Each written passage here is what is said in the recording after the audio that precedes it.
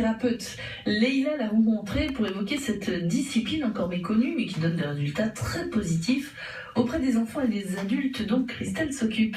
L'art-thérapie, dit-elle, ça aide à mettre des couleurs sur les douleurs. Mon public, il est très hétérogène. Ça peut être des enfants, des adultes, des gens qui souffrent de maladies mentales, qui souffrent du cancer, qui souffrent pas d'ailleurs, pas du tout, qui ont envie de peindre ou d'exprimer des choses qu'ils n'arrivent pas à faire tout seuls chez eux. Oui, mais on ne fonctionne pas de la même manière avec un adulte comme avec un enfant qui est autiste ou trisomique, puisque c'est ce que vous avez aussi tout à fait, parmi vos patients. Comment est-ce que vous vous comportez, vous, l'art thérapeute, quand vous recevez un gamin autiste? Donc j'interviens effectivement sur ces autismes là actuellement le mardi soir, et j'ai des adultes j'ai une personne qui est non verbale, d'autres qui parlent beaucoup, d'autres qui parlent très peu.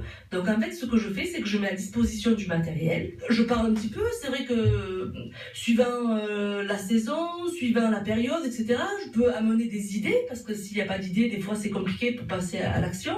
Je peux amener, là c'est la période de Noël, actuellement on a peint des sapins, voilà. Oui, mais quelqu'un qui veut pas. Alors justement l'art thérapie, on ne force pas.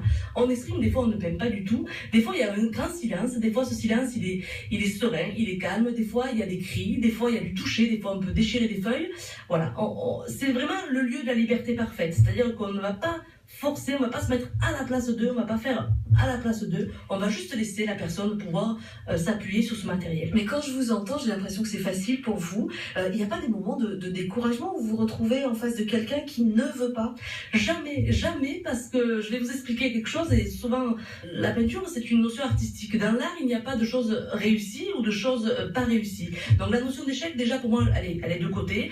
On va exprimer des choses, on va les ressentir, les aimer, les apprécier, les déprécier, les trouver agressives. C'est nous qui allons parler de ces peintures. En tous les cas, il n'y a pas de modèle, il n'y a pas de quelque chose à faire et de réussir. Et là, pour les personnes qui sont en souffrance, qui sont anxieuses, etc., c'est vraiment de la libération. C'est-à-dire qu'on va pouvoir oser. Je prends du papier, je peins, voilà, je prends des peignes, des spatules, etc. Je montre, je mets mes doigts, voilà. Et souvent, je donne l'envie, en fait. Comme on me voit le faire, souvent on a envie de le faire et on ose le faire. Et alors ces enfants autistes ou ces enfants trisomiques que vous recevez, comment est-ce qu'ils reçoivent le semblant de cadeau que vous leur faites du coup? Ils ont envie de revenir, parce qu'il faut savoir que si la personne n'a pas envie de revenir, elle n'est pas forcée à revenir.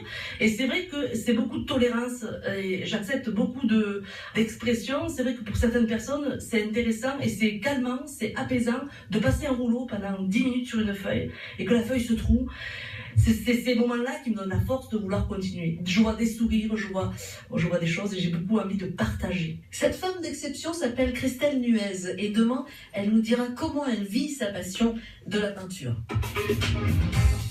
Merci, cette émission, vous pouvez la réécouter dans son intégralité sur francebleu.fr ou cliquez sur Femme d'exception.